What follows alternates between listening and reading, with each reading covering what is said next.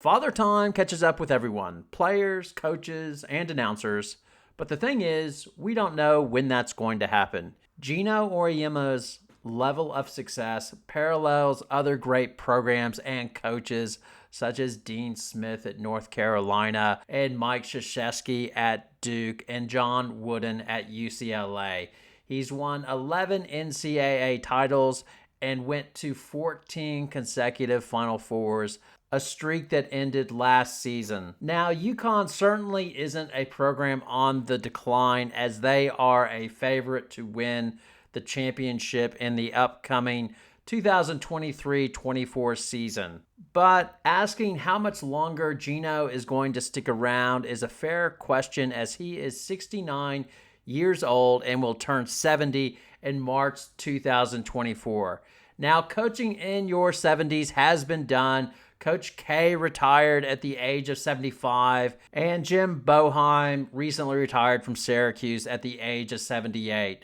Now, the risk with older coaches is how they go out, and Coach K went out the right way as he had a final year to celebrate all of his success. He didn't get the fairy tale ending as he lost in the Final Four to North Carolina, which probably eats at him a little bit, but that was much better than Boeheim, who lost in a second round ACC tournament game and then was basically retired by the university. Now, with all the success Auriemma has had, it's pretty obvious he's going to be able to call time when he feels it's time. But a few things happened last year at UConn which made you wonder if the end is sooner than we think. Gino had time away from the team in January 23 due to the death of his mother, as well he was recovering from being sick. Parents dying is a big deal, as it often makes you reflect on your mortality. As well, coaches often reflect on what Jimmy Johnson called QTL, quality time left. You see, Jimmy Johnson, the Dallas Cowboys coach, quit soon after his mom died, realizing he was missing out on the important things in life, as he barely knew his sons and had never seen them play in a football game. Now, Gino has a better life balance than Jimmy Johnson ever had, and I really don't think that will be the trigger. When I was doing the video on how Gino almost took the men's basketball coaching job at UCLA, it was clear that he had a good relationship with his kids. In one of the podcasts I listened to, his daughter talked about how she was a bit lost after doing an acting or a drama degree and knew that acting was not the way she wanted to go. He sat her down to clarify what she liked and figured out that that was writing, and sort of got her back on the right track as well. She spoke about how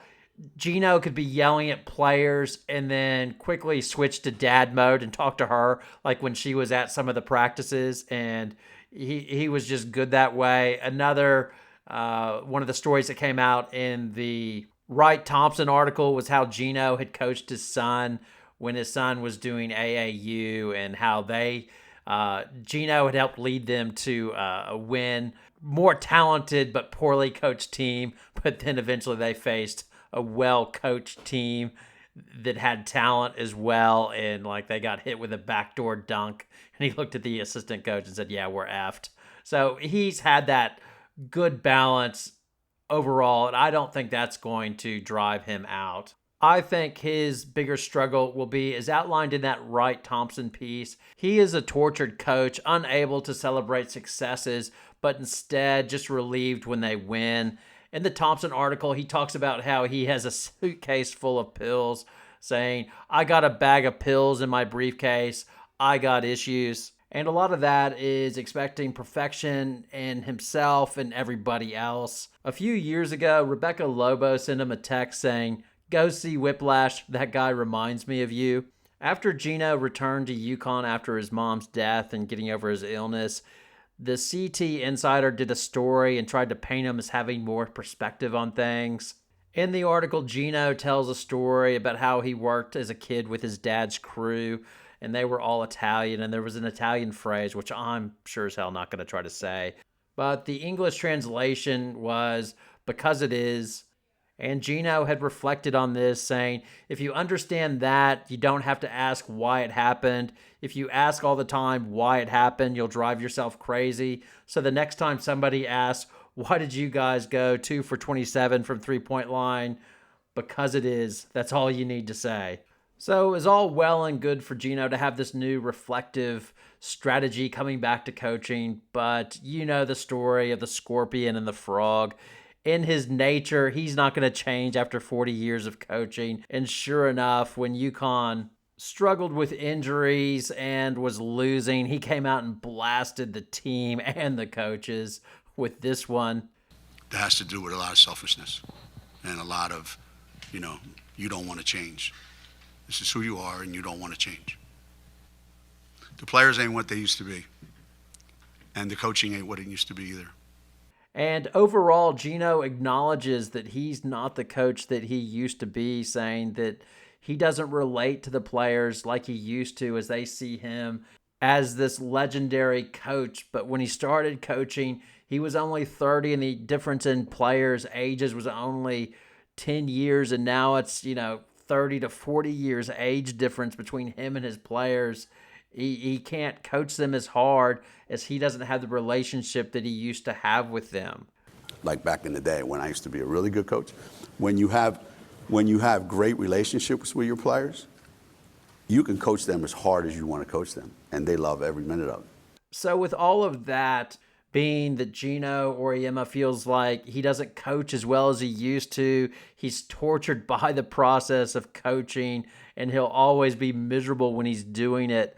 I saw this clip and I was like, yeah, this guy's not going anytime soon while he still has the players. Take a look. 30-some years, and I don't know how many players and how many bus rides and how many hotel rooms. I found myself on a recruiting trip this year, and I'm during the middle of the summer, and I'm at a light, and I'm in the middle of nowhere, and I'm going to go try to find this high school to see this kid play. And I'm thinking, what am I doing here? I should be playing golf, relaxing, enjoying time with my grandkids. What the hell am I doing in the middle of nowhere at 9 o'clock at night trying to find a high school in the middle of nowhere? What's wrong with you? Why are you doing this? It makes no sense.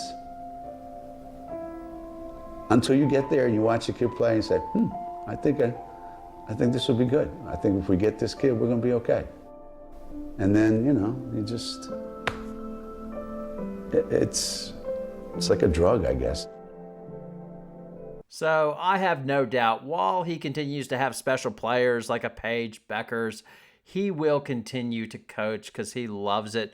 My question is, could he do a quickie sneak retirement, just a quick announcement and be done with it, Dean Smith style, and CD take over once Bueckers graduates and moves on? Or is he going to be sort of like the Jim Boeheim, Krzyzewski, and just coach and coach and coach until he gently gets pushed out? So curious to see what you think. Comments below are quite welcome. Thanks a lot for watching. Hope to see you next time.